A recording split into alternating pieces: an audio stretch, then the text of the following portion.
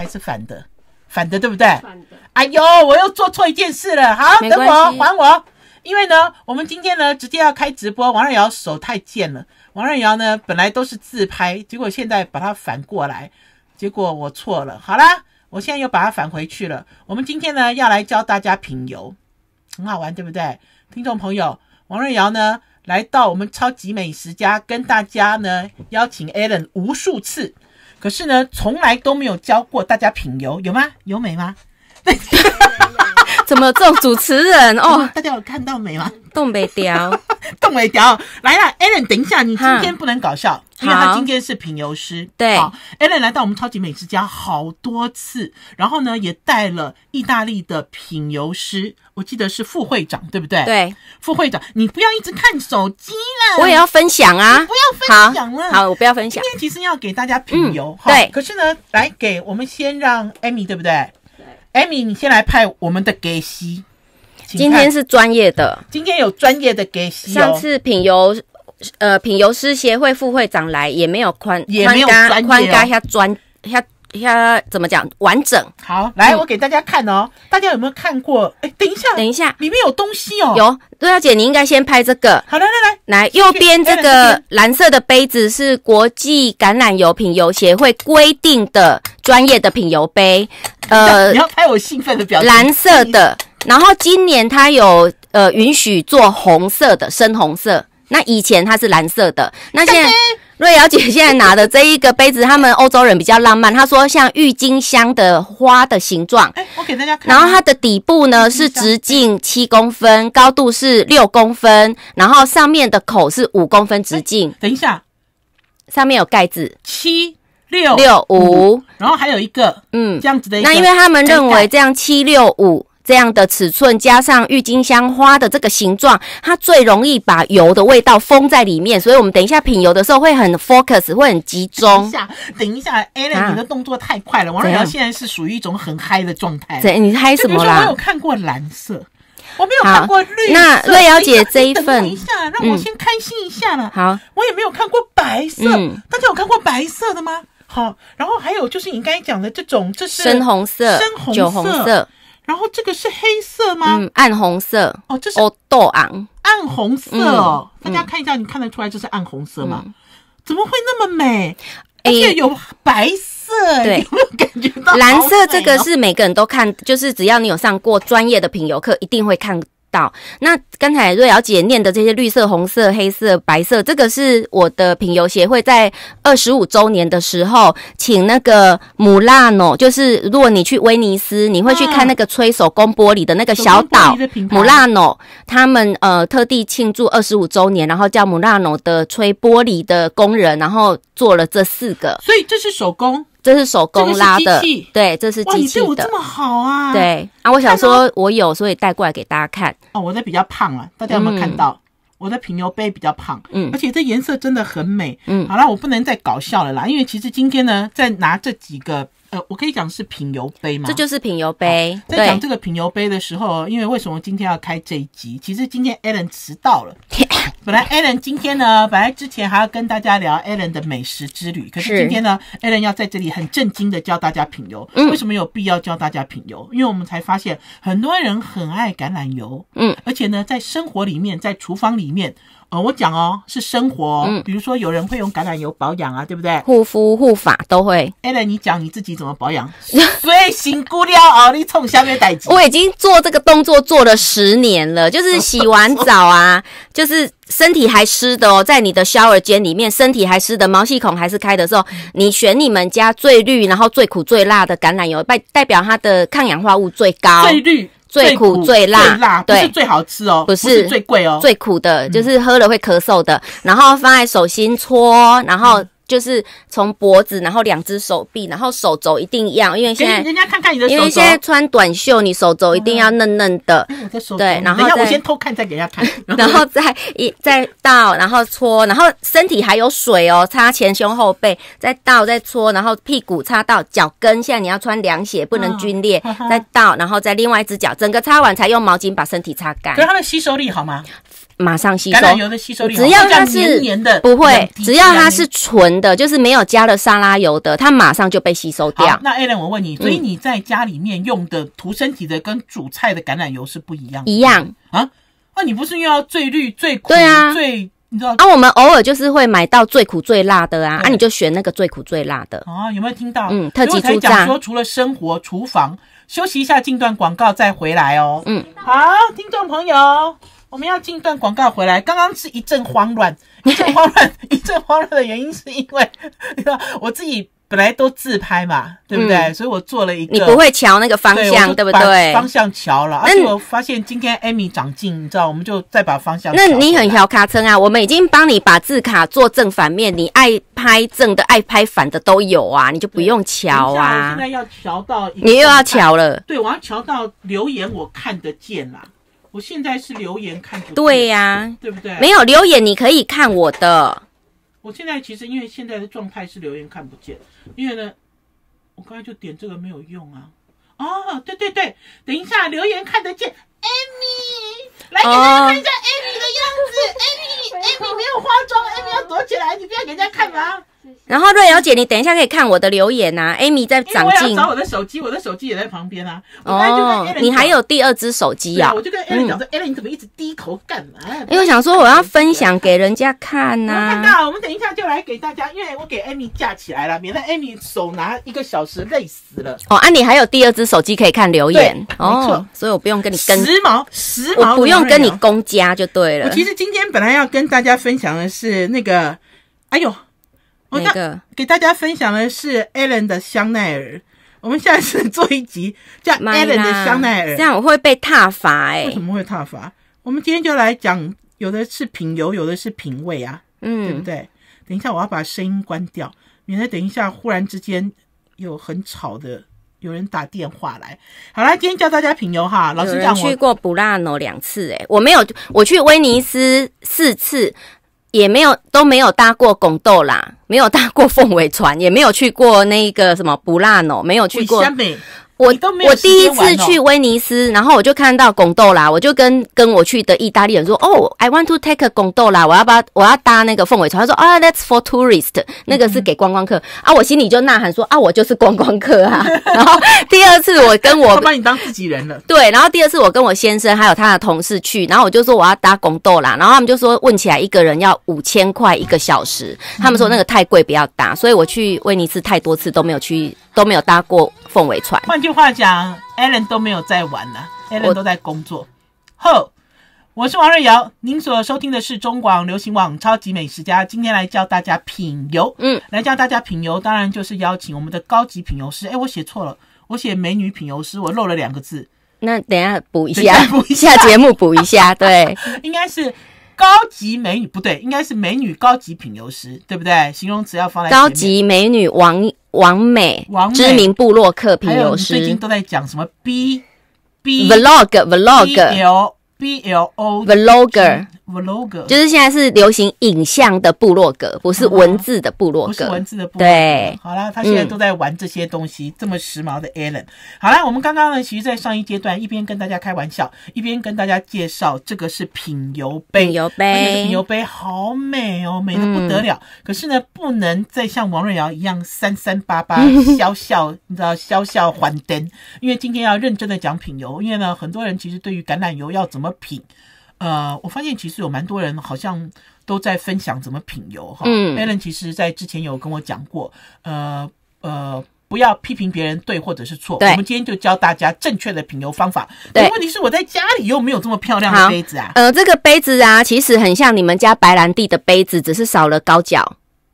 对不对？对，好，所以如果等一下你看我们品油，然后你想要检测一下你们家里面的 extra virgin 橄榄油味道风味好不好，你就拿你们家的白兰地的杯子就可以了。圆圆的这种就可以了啦，对不对？对，就是它的那个味道会比较 focus 在里面。可是大一点也没关系，也可以，就像红酒杯也可以，红酒杯也可以，就是有屁股圆圆的，然后可以让味道，比如说在摇晃的时候可以冲出来，封在里面，类似像这种的。对，然后一样找个盖子把它盖起来，是，对不对？或者用自己的手也可以，用自己的手盖。可是呢，我看今天 Ellen 很妙，就等于是呢，听众朋友，我们看哈，这边还有一张表格啦。就是 Ellen， 等一下我把它拿下来，等一下我有在记，我有在记，我知道。我刚才想说你这乱拿，你等一下那放错位置，我刚才有在瞄你，我有在记。对啊，因为要有一个表格，就是这个表格的目的是什么？因为这个表格不是只有品牌名哦，这个表格里面有果香味、甜味、苦味、辣味，等于是我们自己在家里品油的时候，要知道有4个指标，对不对？品油表这个是简易的品油表，我们只会分析它的果香味、甜味、苦味、辣味。那你如果去考品油师，它会有一张 A4 的直式的表，上面会有霉味、酸味、泥味、铁味、油耗味6个缺点，然后下面是果香味、苦味、辣味3个优点。可是我们在家里品油要做的这么精准吗？比如说我吃得出霉味吗？好，家里品好，我们来讲我们在家里如何品油哈。你在家里品油，第一个你要品你的油是有一般市面上你会买到不好的橄榄油，会闻到霉味、臭扑鼻。那一个这个是市售，这是市售的。如果你闻起来会有一个没有马上让你连接到绿色植物味道的，那表示你买的这个橄榄油有可能是黑色橄榄榨的，已经变质了，或者是它在进口商的仓库太高温，或者是在卖场照射灯光太久，它没有一个新鲜的味道。我觉得味道要学习。好，就比如说呢，刚刚呢 Ellen 讲说它这个是橄榄油的霉味，可是霉味具体是什么味道？我有闻到一个汽油味，就比如说我们可以用味道来好，那因为这个我还没有闻哈，那你现在如果闻到汽油味，就是我们所谓的 winey， 就是油墨味。winey 就是那个酒精味。那为什么会酒精味？就是它的鼻子灵吗？还是我胡说八道？Ellen 你在干嘛？我刚刚有没有这样摇？的确有那个酒精味。等一下，你要摇它才会挥发啊！停住！我们先讲怎么正确品油吧。Ellen， 你先停一下。我刚刚是这样子闻哦。Ellen 不是哦 ，Ellen 是摇晃，要摇晃啊，要伸进去啊，塞进去。我刚才是。那你现在有没有觉得比较明显？更明显。对啊，因为你要摇晃那个气味才会挥发，然后被上面的盖子封在里面啊。我觉得就油墨味大家很熟悉，因为报纸会有这个味道。油墨味跟报纸或者是你说的酒精味，是我们归类在 winey，就是它变酸了。那为什么这个油会变酸？就是果实它表面受伤，或者是果实闷在热的储藏的空间闷太久，它开始发酵。它没有第一时间把它处理成对，发酵就会有 winey， 就是会有一个酒精味、油墨味。可是好不悦哦。不悦的味道，可是很多人啊，不认识这个味道，闻到这个味道啊，像我20年前，我们家还没有代理橄榄油，我妈妈就会跟我说啊，橄榄油黑鼻做不好诶，再怎么健康我都不吃。她有可能是买到不好的，那她就会认为说啊，橄榄油就是不好的味道所以。跟听众朋友讲，一定要训练自己的味觉，而且不但训练自己的味觉，你的味觉还要跟别人的味觉其实要有共通性。好，因为其实味道很难形容嘛。可是 Ellen， 我刚刚讲的都对的嘛，比如说油墨味，对，比如说有一个汽油味。我们的品油表没有油墨味这3个字啦，也没有汽油味这3个字，可是它的原文是叫 winey。vinegary 有醋味，有那个酒味，那个就是你说的汽油味，就是发酵味。好，然后呢，好，我们现在呢，大家已经知道要怎么样选择杯子在家里。还有 Amy 对我太坏了，我的脸这样很大Amy 好困扰哦。麦克风会 Amy 不是 Amy 对我好坏 ，Amy 你知道，就比如说站在王瑞瑶这么贴近王瑞瑶的脸。这样王瑞瑶的脸会像一个大饼，然后我躲在你后面我脸好小哦。看起来好不公平哦。好，来，那所以等于是我们现在知道了杯子，然后我们知道怎么样闻，比如说倒油进去，还有倒油的高度呢？高度大概是在1公分高。我拿这个大家看不见，这个大概在1公分高。那我今天倒的比较多，因为我们今天后面我还会有食物让你做食物搭配，所以我今天倒的比较多一点。天哪，今天会有食物搭配，那我们动作要快一点。好 ，OK， 好，我们先讲为什么会有。你现在这一张纸是不是有海鲜专用油、披萨专用油？对，我们来先讲一下蔬菜，这是我们我们其实上一次超级美食家按应该是讲说有送，应该是7周年，对，我们有送，而且那个时候我才知道 Ellen 其实在去年前年我记得我们那一年2年了嘛。对，我们去意大利的时候，其实大家就在讨论橄榄油到底要怎么样对应，像是连连看一样。橄榄油，如果你买特级初榨橄榄油，你都会有一个经验，就是说我买不同的厂家的、不同的产地的，或者是不同时间去买，它的味道就会不一样。那我就常常会被喜欢用 extra virgin 橄榄油的人问到说，那我到底肉要用哪一种味道的，海鲜要用哪一种味道？那奥利塔很聪明的，他今年就研发了。帮你已经抓好肉适合的，海鲜适合的。好，我们要先休息一下，进一段广告。可问题是，这个是橄榄油的趋势，它是 extra virgin 橄榄油，然后它是最主要是很多米其林主厨在使用，因为大家看一下 ，Ellen， 有给大家看这几支吗？这边对，现在是很鱼专用的，然后这个是面包专用的。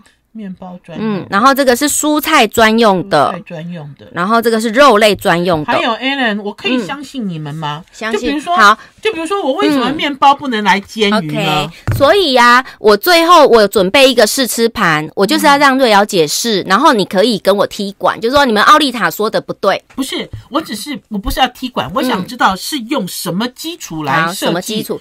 这个是橄榄油在讲它的风味的那个形容词。那如果是左半部，这个都是味道比较淡的油，它的形容词有可能是莓果味啊，会有坚果味啊，它用的是英文松子味啊，苹果味。那这种味道比较淡的，它比较适合味道淡的食材，比如说海鲜、柑橘，然后味道比较淡的烹饪方式，比如说用烫的、用蒸的。所以你们等于是做了这个表，对，等于是它是一个适合会趋近这里的，对不对？对，如果它味道类似这些植物的，它属于是味道淡的，它就适合味道淡的食材、味道淡的烹饪方法。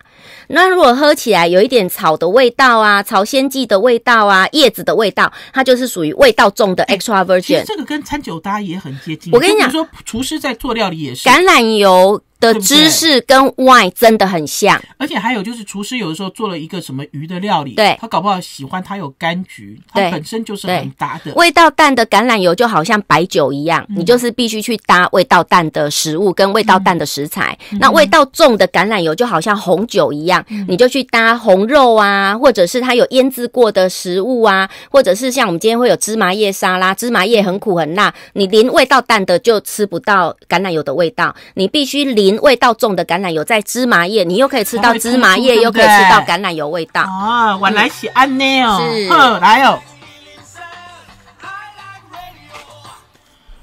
我是王瑞瑶，您所收听的是中广流行网超级美食家。我们今天邀请到的是美女高级品油师 Ellen， 也是奥利塔橄榄油的品油大使，来教大家品油。因为呢，在之前听众朋友如果有参加我们超级美食家开播7周年的庆祝活动，就有听众朋友获得了以食物为分类的4支橄榄油。我刚刚其实就跟 Ellen 讲啊，我说不是我喜欢踢馆啦，就比如说我就很好奇，我干嘛要听你们橄榄油公司的规矩？就比如说我难道不能拿吃面包的橄榄油拿来煎鱼吗？所以等一下的内容我们都没有套好的哦，你都还没有品过嘛，你只用过，可是你没有认真品。然后我先讲为什么我们会有奥利塔会有这样的产品，因为你知道那个国立橄榄油品油协会副会长是我们的那个顾问嘛，然后你也去过我们奥利塔的品油室，有14个格子，意大利油，对，然后14个格子，所以我们有12个格子，我们有12个高阶品油师的团队，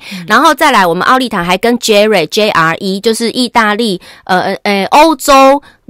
欧洲现代料理厨师协会，这个欧洲现代料理厨师协会的团队，对不对？这里面都是40岁的米其林主厨，1星2星的。那因为我们跟这个协会很好，又跟那个披萨协会 APN 很好，所以他就是把我们的品油师团队加上 Jerry 团队加上 APN 团队，把100个厨师集合起来，然后把全意大利有600个品种的橄榄，然后去抓哪一个最适合跟海鲜搭，把它放在这一罐里面；哪一个最适合生菜啊、烫青菜搭，放在蔬菜里面。我以为你们是随便说说，不是我没有，我以为是按照，就比如说按照你知道，就比如说橄榄的，比如说产量的多寡还是什么的。不是，原来你们是找了那么多人，品油团队加厨师团队，还有品种品油团队加 APN 那个披萨协会的团队，所以等于是今天要替食物橄榄油做分类，你们花了很长的时间，对不对？对，他研发了好几年，然后终于才有这个结果。而且我觉得也蛮有趣的，就比如说大家对于橄榄油的入门也可以透过这样子的方式直接就找到连结，因为刚才 Ellen 就有讲说，很多消费者就会问说，我用这支橄榄油要这样弄那样弄，不知道合不合适。对，我常被问。那因为你如果味道淡的油，把它淋在比如说炭烤的红肉，你是不是没感觉？你就不要淋好了，没感觉。那或者是说你现在有一个烫的海鲜、烫的小卷，那你淋了味道很重的橄榄油，你只吃得到味道很重，然后你的小卷的味道都不见了。对，所以我们知道很多消费者，全世界的消费者都有这个困扰，所以奥利塔就研发了这个产品。哦，原来如此。好，所以呢，今天呢，我们就直接用这4支油来做品油的训练，然后要跟听众朋友讲哦，好啦，即使你们找了那么多专家，你知道来做橄榄油的这个它的用途的分类，听众朋友还是要练习自己的舌头，要练习自己的味觉，这件事很重要。我上品油课的时候都是跟大家讲说，这个知识你把它学起来，你再来买咖啡，然后去买茶 ，David 也许准，就是用这个方式都用得上。对，然后你这个动作一做出来，对方就知道说，你是懂的，也不敢骗你。哦，有没有听到？Ellen 好会唬人哦。没有，一做出来之后，我不敢骗你。真的，你这样哦，那个卖茶叶的惊就说啊，来行的来啊，差嘛，莫个骗啊。就在你看大声，你伤细声。对。对不对？瑞瑶姐在品油的时候很像那个土拨鼠，大家可以等一下看一下，她是我见过啊，上过课啊，品油的时候表情最好笑的。我记得那年我们在意大利，我在那边试油，大家笑翻。我们全部都一直笑你，怎么土拨鼠跑出来了？因为瑞瑶姐那个叫什么龅牙哦，叫什么名字？台语叫什么？不要 key 哦，是这样讲吗？龅牙的台语叫什么？你在，反正就是你有缺陷就对了。可是问题是有缺陷这件事并不是不好的啊，听众朋友，你们不要认为美洲。等一下大家看一下瑞瑶姐吸油的时候很好笑，就是人家吸油只有嘴巴在动，她是连表情都在动，就是很夸张。好啦，所以等于是我们在家里赶快打断。好，我们在家里其实品油的时候还是要注重4个指标。我们来品油哈。等一下，果香味。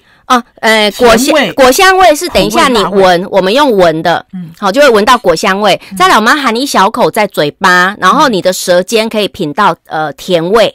然后再来我们嘴巴还有油的时候，你的嘴型要成一字形，然后要发出声音，要有这个声音。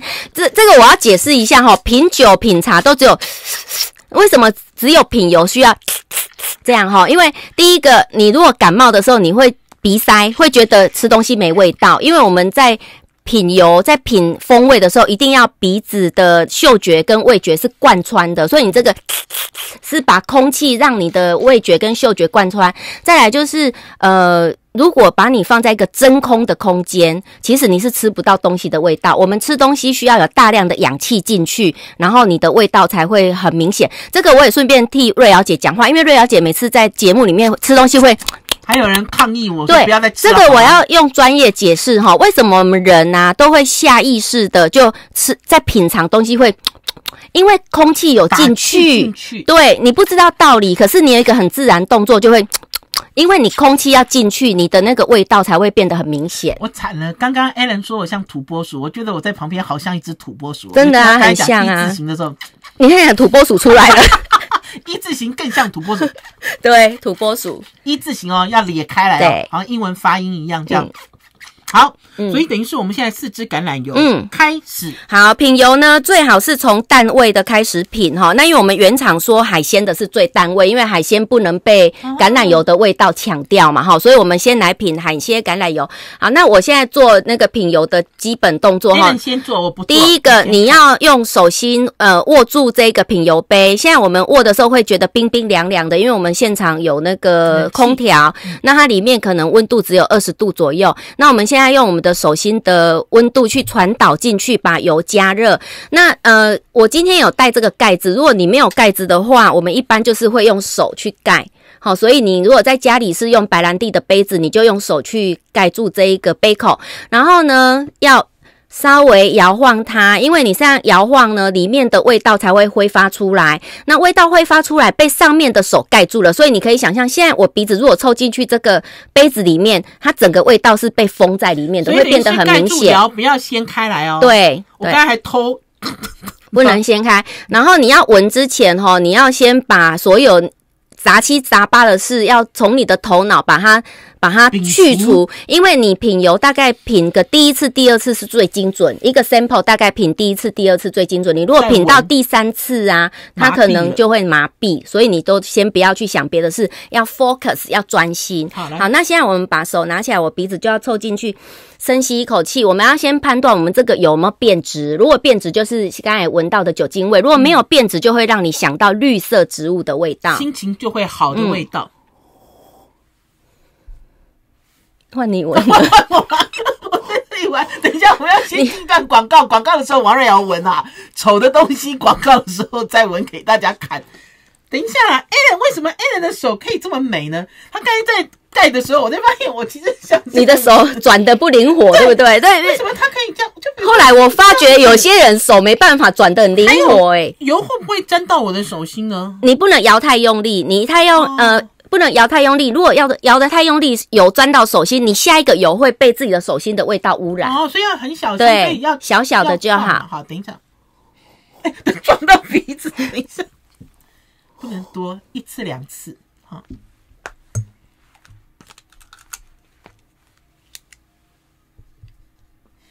有没有味道？有啊。可是很浅很浅啊，它的果香味3分。我们写品油表是这样。Alan 在写分数。我们写品油表是这一条线想象是10公分，然后在3公分的地方打叉写一个3，那你还可以括号它类似什么植物的味道。它今天这个类似什么植物的味道？它有一点，它今天味道又不一样了。不是，可是我其实可以闻到有一个橄榄的皮吗？还是什么？它今天比较绿它今天的味道比较，因为橄榄油它为什么需要品油师？我已经闻4次了。它只要制作的时间不一样，它的味道就稍微会有变化。今天的是有一点青草味，绿色的青草味3分。好奇怪你们都不让我看油的颜色吗？好，大家有没有发现？所有的这个品油的这个杯子都是没有办法看透。刚才我们没有解释到为什么它是蓝色杯子因为如果我现在是用透明杯子，我马上就看到这个味道比较淡的是偏黄，味道最重的会偏深绿。那你如果先眼睛看到油的颜色，你的视觉会影响你嗅觉的判断，对，所以品油的时候是不能让你看到颜色的，这个不是标准的。我知道，可是我会给大家看这是纪念版的，其实不能让你看到油的颜色。你看这个油是比较没有那么绿，是黄的，对不对？黄绿色。我要跟肉类的比肉类你看不到这里是白色糟糕，看不出来。对，这个是给人家看到颜色是不出来啦，是不对的，这是纪念版的，不是标准款的。杯子好美大家有没有看到？所以它味道就是3分的那个青草味。好，再来不用盖了吗？都可以。好，我是王瑞瑶，您所收听的是中广流行网超级美食家。我们今天邀请到的是奥利塔橄榄油的品牌大使，也是美女高级品油师 Alan， 来教大家如何在家里品油。听众朋友，我们这段影片有开直播哈，可是今天你直播留下的任何问题，现场都不会回答你，因为今天呢怕时间来不及，之后结束直播的时候呢 Alan 会亲自回复。然后还有就是这个直播影片可以一直不断的重复看。我们今天教大家的是在家里品油，而且呢在家里品油用了一个比较简易的方式。现在要进入的就是我们要给大家是果香味、甜味还有苦味跟辣味。现在已经闻到果香味是3分，3分然后没有坏的味道，对不对？没有刚才那个酒精味了吧？没有酒精味，对，表示它没变质嘛然后我们要含一小口在嘴巴，用舌尖品尝甜味，嘴巴还有油的状态之下，就要土拨鼠就要出来了，就请问是多小口啦？卖砸掉，就是你吸的时候不要呛到的那个，大概5cc 吧，3cc 而已，就润一下喉的感觉了。甜味4分，这样就知道甜味了。因为它是在舌尖，然后现在你嘴巴还有油，然后嘴巴呈一字形，你也很像土拨鼠啊。我是漂亮的土拨鼠。他是漂亮的土拨鼠，好会欺负我。哎，还有咳嗽是正常的，对不对？咳嗽代表我吸对了。哦，咳嗽代表吸对了。好啦，甜味4分。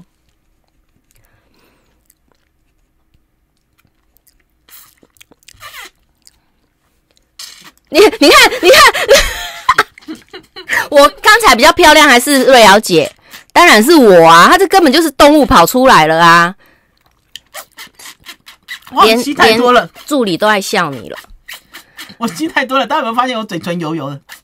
好，那土拨鼠，你觉得它有苦有辣吗？有，是苦味其实不多，苦味2分而已。对，辣味有4分，都是辣比较明显。你只要在5分以下，它都是味道淡的橄榄油。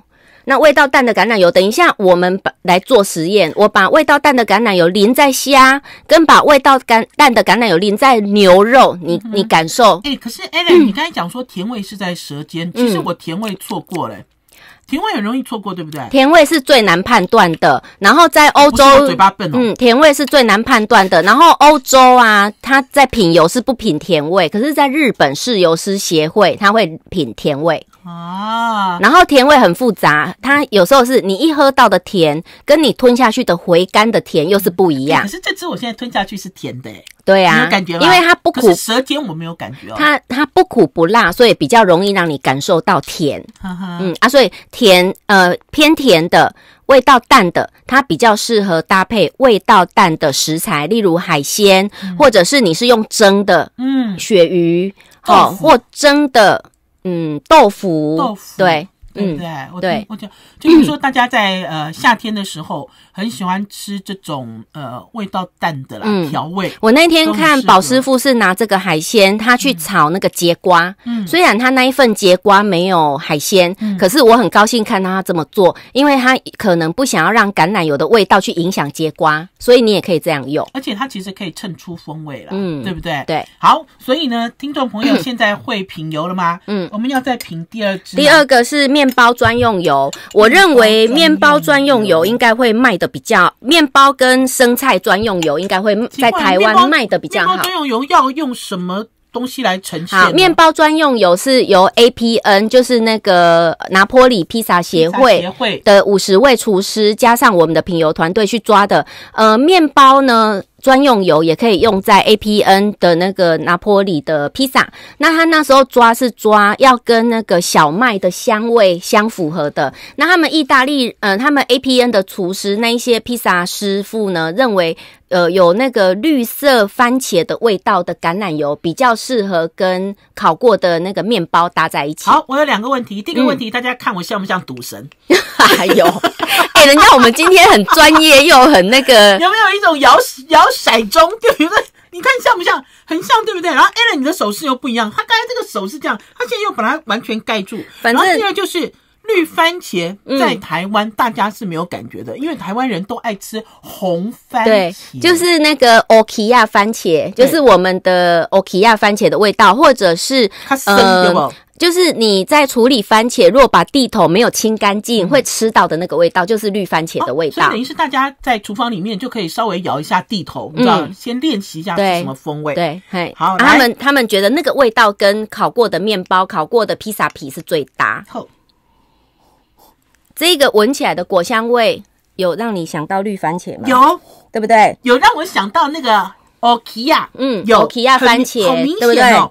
很明显，那刚才那一个海鲜油只有3分，这个有5分，因为它味道比较重，你应该认同嘛，哈。刚刚那个青草味其实是淡淡的，对，好，5分的那个绿番茄的香味，很好闻，然后含一小口在嘴巴，好，我要小口一点。甜味可能你要吞下去，我是可以品得出甜味有3分，也一样是有点甜，然后我们要吸空气。吸的时候，绿番茄香味是不是变得更明显了？那我们刚才没有喝水，对不对？没有。而且它有一个刺刺的感觉跑出来了。它其实油的味道这个有苦了吧？比第一个有苦，对不对？它的苦味4分，然后辣味也是5分。辣味是5分，它的味道在中间，就是刚才的是味道比较淡的，这一个是味道都在平均5分这边，所以它是属于味道比较适中的油。可是问题是 Alan， 我现在咽下去之后，它其实刺的感觉其实蛮强烈的，对不对？辣辣的，然后会回甘，很像喝到绿茶那种味道。这支很香，对，这个我也很喜欢，就是有那个存在感啊，有它的存在感。接下来，因为我怕我下一阶段吃不到东西，蔬菜专用油，好，一样的，我们也是把它握在手心，让它的温度升高，然后稍微摇晃，让它挥发那个味道出来。可是上面这只手把挥发出来的味道封在里面，要盖住哦，不要偷闻哦。好，那我们现在要专心哦，然后深吸一口气。你觉得这个味道比面包油又更淡还是更重？我觉得它青草味比较重，对，就是跟刚刚上一支其实是绿番茄，对 ，PRB， 对，这支其实味道比较接近第一支，这个是这个味道是那个意大利人形容它是那个朝鲜蓟的味道，那因为台湾人对朝鲜蓟不熟悉，有一点绿竹笋的味道。好，公狗来啊！我发现我现在可以辨识青草味跟所谓的番茄，就比如说很明确的辨识，对，就是不一样的这种。所以大家要知道，你家里买到的特级初榨橄榄油，你要先辨别它有没有变质，有没有变成瑞瑶姐刚才说的有酒精味或霉味。如果没有的时候，你就要开始判断它的味道是淡的，我们就用在味道淡的食材；它的味道如果是重的，我们就用在味道重的食材。然后再来，它的味道还会分类似什么植物。那你如果要比较讲究，你就要像这种产品，它会给你一些建议。人要继续品哦。好，最后一段来不及，因为我们其实因为今天从最浅，等于是味道最浅，品到味道最深。然后这个是甜味2分，就是蔬菜专有甜味2分，然后吸空气，这个就很苦。这个苦味就有到，跟辣不一样。可是这个是我们目前品到为止是最苦的。对，那个苦味很明显，苦味有5分，没有刺的，没有辣，辣味没有刚才高，对不对？反而是苦味高，有辣，有辣，辣回来了。辣味也是5分，只是没有像刚才那么明显。那这个油哦，它就是他们意大利人说这个叫朝鲜蓟的味道，可是台湾人很少吃到新鲜朝鲜蓟，它是不是有一点像绿竹笋，或者是某个蔬菜的味道？芥蓝，芥蓝，对不对？有一个那个绿色的生菜的味道，就是很绿的菜的味道。所以它有这种绿色生菜的味道的品种的橄榄抓进来压这个油呢，所以绿色生菜的味道搭绿色的蔬菜，所以它才会做成蔬菜专用油。不一样，哪有？其实一喝立刻就有感觉，可是我的是渐进式。对啊，就比如说刚才苦也是渐进哈，然后比如说有辣这件事，我是停了大概1-2秒才出现，对不对？因为我因为我1个礼拜会上1次品油课，我1个礼拜都在每个礼拜至少练习1次，所以我的反应会比你快一点点。蔬菜的油，其实也吃得出它的甜味哦。有，它后面会回甘，很像吃到那个茶叶，喝到茶叶的那个茶叶绿茶，我是王瑞瑶，您所收听的是中广流行网超级美食家，今天来给大家上演赌神还有土拨鼠的剧情。赌神，我们今天邀请到的是有没有听众朋友看到我然后现在在摇第4支油？这支呢是奥利塔橄榄油所出的肉类特级初榨橄榄油，应该是我们今天品油的第4支，味道预期中味道最重的，对，摆在最后一定是味道最重的。然后瑞瑶姐，你品看看是不是真的味道最重？好，你们听到了这个声音是美女高级品油师 Alan 今天来教大家如何在家里品油，因为大家太爱买橄榄油了。可是你知道你们家的橄榄油到底是好是坏？你可以吃得出来你们家的橄榄油要搭配什么样的料理？你可以认识这样子的一个鲜气的味道吗？等一下，我现在还在摇，我像甩钟一样。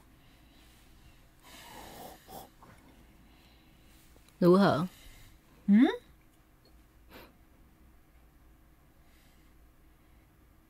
它其实肉类的味道，它的果香味没有很重，好奇怪，我以为它有放，而且你也没有马上可以喊出绿番茄，对，或者是青草味，或者是生菜味都没有，对不对？跟刚才3支的这个散发出来的果香。对，好，那你品完，我提醒你这个什么味道，好不好？因为你熊讲不出来，对不对？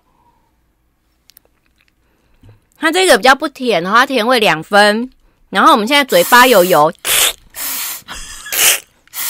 雅气中。土拨鼠好可爱，有人在称赞你好可爱耶。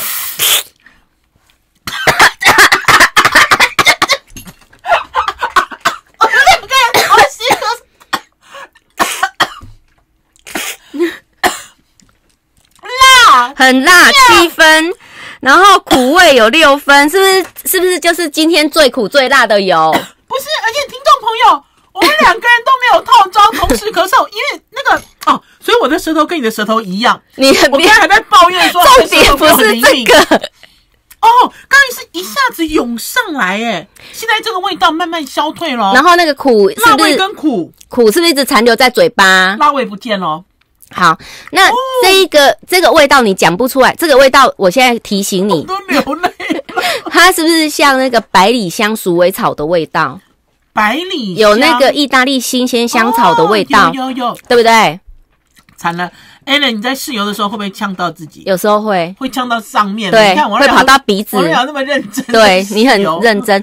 可是各位现在看，对，有那个香草味。那你看，我们在做那个炭烤羊排啊，炭烤牛肉，是不是会放一点那个香草？所以奥利塔的团队跟那个Jerry 团队，就是那个米其林厨师团队，他故意抓有这种百里香跟香草的味道的橄榄去炸这一罐油，而且不是浓味哦，因为即使你在用百里香跟鼠尾草，味道其实也都是淡淡的。对，所以我们在第一时间对于果香味其实是没有办法辨识的。对，然后我这边要提醒大家，你现在看到我们咳嗽你不要害怕用橄榄油，因为你用橄榄油不会这样吸，对不对？我们现在是在品油才会觉得那个，然后好高兴哦！我今天非常勇敢的准备这一份 food pairing 的餐盘，这个是我到日本去学的我喜欢这个自助餐盘他们有用自助餐盘子吗？对，我去东京学的。等一下，所以听众朋友，你们在家里自己可以弄一份这样子的东西来测试，对所谓的这种橄榄油跟美食物的搭配，对，然后那个这一个方法，这就是我很勇敢的带这个来因为我要让瑞瑶姐测试说，我们奥利塔的团队说这个适合海鲜，真的它跟海鲜在一起才是100分吗？他如果吃的好高兴，你有没有在听啊？没有。然后他如果用在肉，它到底有没有符合我们奥利塔说的？就是今天我让你测试，因为你也没这样测试过嘛。没有啊，就像我是记者啊，听众朋友其实听我们超级美食家，如果你们是我们的长期听众就知道，我们其实不会第一时间相信，对不对？对，都要叫他，你怎么自己已经加起来？肚子饿。就比如说，你不要第一时间相信所有人家讲的话，你必须要自己亲身测试。那亲身测试其实要学习。这件事很重要。你等一下，我先拍照，因为我不知道你带了几份餐盘。2份而已。真的吗？所以我真的要先拍。好，不然会被我们吃掉。我先拍大家就知道这个自助餐的盘子可以这样用了，对不对？好，我们现在要测试食物搭配。你记不记得有一次我们去意大利餐厅呢？然后他那个主厨的那个面包做得很好，结果他上的油从厨房拿出来有蒿味。对，我也觉得好奇怪，他为什么会这样子做呢？那我们来沾有蒿味的油。我不要你吃，你不要，我不要。我跟你讲，这种原味面包是最好测试你家的橄榄油有没有坏掉，因为坏掉的味道遇到这种原味的法棍或那个拖鞋面包，它会变得更臭。等一下，我这个表情是很嫌恶的表情。Alan， 你也不怕有没味的东西你肝会坏掉？没有这样子塞进嘴里。我要示范一下给观众看一下。好了，我们抓紧时间。我们把那个盐先撒在那个虾还有那个生菜上面。我拿高一点给大家看。来 ，Alan 这边还弄了一撮盐哦。那个生菜跟虾需要调味，其他的不用哦。好，那我们先把海鲜油倒在第一只虾。海鲜油倒在第一只虾。第一只哦，我们要分开哦。我就这样倒下去了哈。对另外一只我们要倒别的油，所以不要让它污染了。所以等于是 Alan 都用2片。对，然后让你那个比对啊。我们现在是海鲜油倒在海鲜，然后瑞瑶姐吃吃看什么味道。虾好新鲜哦。是不是可以吃到刚才我们品的橄榄油的甜味？对，加上海鲜的鲜味，然后橄榄油有淡淡的存在，就是虾也吃得到，橄榄油也吃得到。橄榄油没有很抢戏，对不对？对，因为虾的本质，虾很鲜甜，所以虾的味道再来。那我们现在来测试橄榄油很抢戏的话，它对虾会有怎么样？我们刚才是不是肉类的油味道最重，对不对？所以我们如果不听原厂的话，把肉类对，就是很固执，我就不相信你。我把肉类的油淋在虾上面，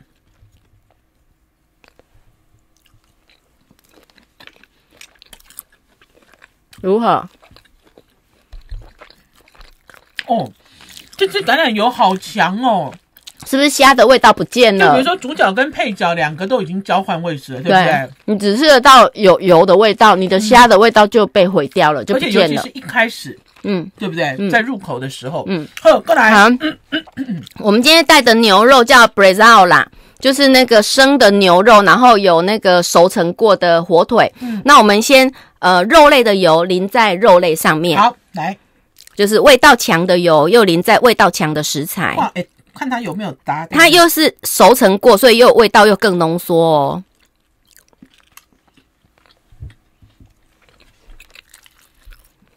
很香。就是你又吃到橄榄油的那个香草味，很香，然后又吃到牛肉的香味，对不对？对。好，那你如果不听原厂的话，把肉味道淡的海鲜油淋在味道重的肉上面，会怎么样？等我一下，我刚才要讲说，我们刚才用的是肉类专用橄榄油。比较有趣的是，淋了橄榄油之后，它其实有后味。有啊，有没有？就比如说我们刚才讲的苦味，我们刚才讲的这些味道，其实是留在你的嘴巴里。它让这一块 Bresaola 是不是味道很丰富？对，好多5-60种，5-60个味道，7-8个味道就融合在你的嘴巴里面。好，所以我们现在偷淋。我们现在用海鲜油，我们不要听原厂的话。好，用味道淡的海鲜油淋在味道重的牛肉火腿上。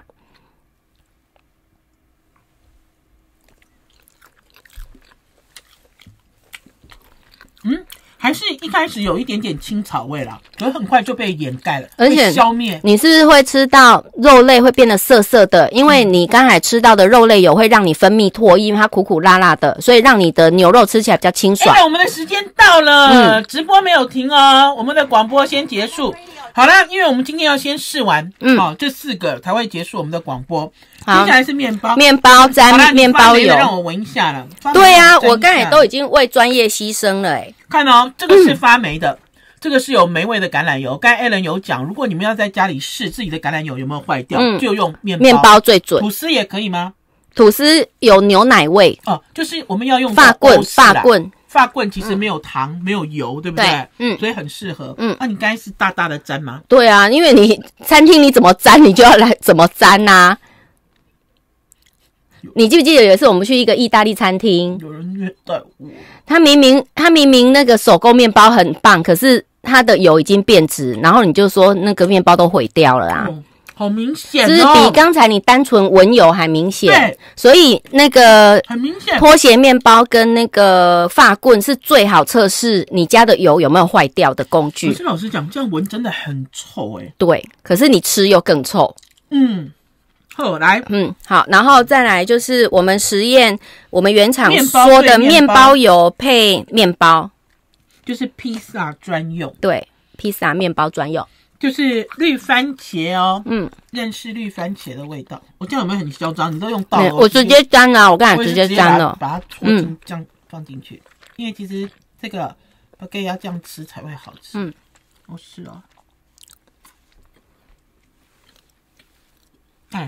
我发现其实面包是一个很好的镜子。对啊，这个其实绿番茄的味道。你刚才品油那个绿番茄还淡淡的，对不对？可是面包一沾下去，你就这个面包被绿番茄那个调味过了，放大了，然后它的味道被放大。对，这样好好吃哦。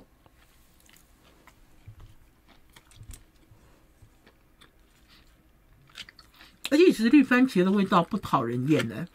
绿番茄味道是好的味道啊，对啊，是好的味道啊。大家以前在讨论橄榄油，就说它有臭气迷，可是我觉得臭气迷的这个形容是一个大范围，没有办法，你知道，就比如说我们刚才有讨论 focus， 比如说它是绿番茄，比如说它是很多 herb 的味道，还是我们刚才讨论的是朝鲜蓟或者是绿竹笋，它其实是一个具象的味道。如果像比较传统的妈妈们，她们真的不喜欢油有味道，已经这样讲橄榄油有臭菜味。可是现在的人啊，都会想说，我要尽量用冷压的它的风味会比较好，它的养分会比较高。然后冷压的它是没有精炼过的，所以它就现在的人很多人是比较能接受用 extra virgin 入菜。那他就会比较不会觉得它是臭菜味，他又开始欣赏它的果香，各种果香味。对啊，我觉得臭菜味是一个负面的形容词，可是臭菜味也代表的是一个统称。比如说你对草，你对这个果实，对啊，还有你对这些香草都不认识，那你都觉得它就是一个绿绿的感觉，归类在就全部都归类在这里面。其实这是错的哦。对。今天其实把这些东西都条理的把它分明出来。对。然后你刚才有把那个而且淋满淋好，蔬菜有淋在沙拉了齁。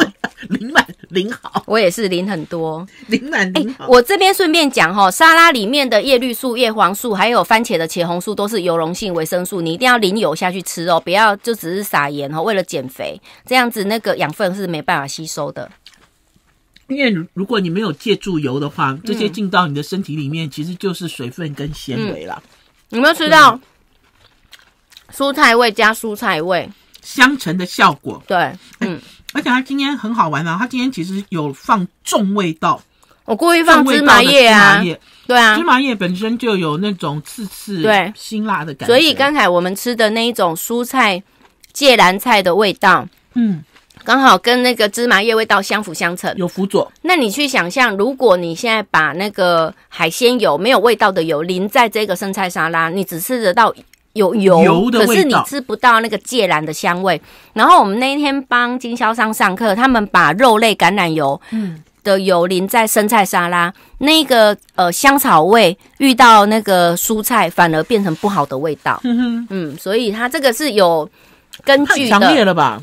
太强烈，然后你就觉得那个蔬菜本来都有一个超爱菜味了，然后你又加上那个香料的味道，你会觉得太多了。可是我觉得传统以来，或许大家都认为，加了橄榄油用在每一个食材里面，都一定要有这种味道。我跟你说，对，可是你并没有办法辨识这个味道到底是好的，好还是说它不适合的，对不对？总觉得一定要让你知道我有加橄榄油啊，对啊，才有它的价值啊，那你就不要加啊，对啊，它才有它的价值啊。可是并不知道，其实这个味道的纤细度其实是有相辅相成的味道。所以我今天故意带我们普通的橄榄油，就是说，如果你是懒得分我肉类要用什么，海鲜要用什么，你就用这种一般的我们超市在卖的，你就一罐用到底。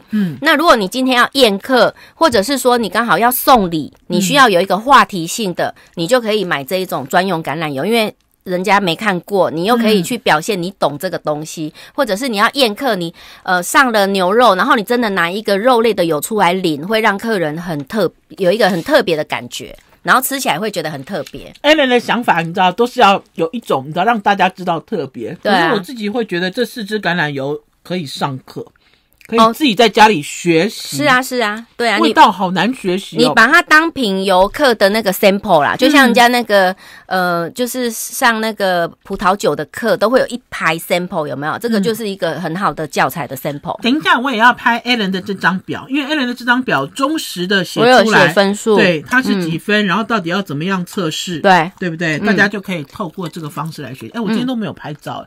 我今天都好不专心，因为你很忙啊，一直在吃东西，因为你在上课很忙。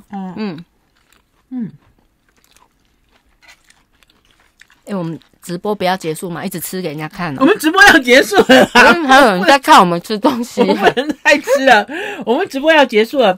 Ellen， 停止。我们现在要跟大家说，大家学会了在家里品油了吗？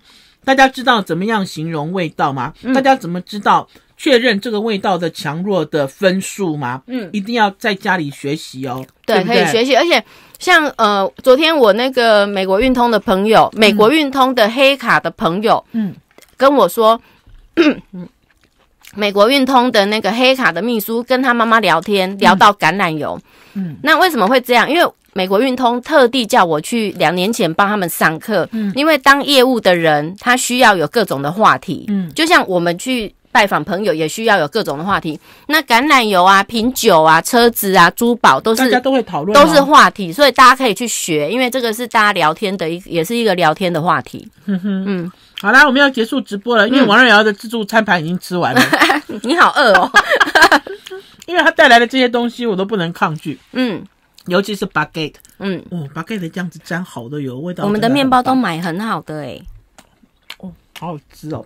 我们今天中午还要去吃饭吗？要啊，我们要去吃一个意大利人的甜点。我们要结束直播了，大家在家里一定要练习味觉，而且这是共通语言哦，好不好？谢谢大家，拜拜，拜拜，拜拜。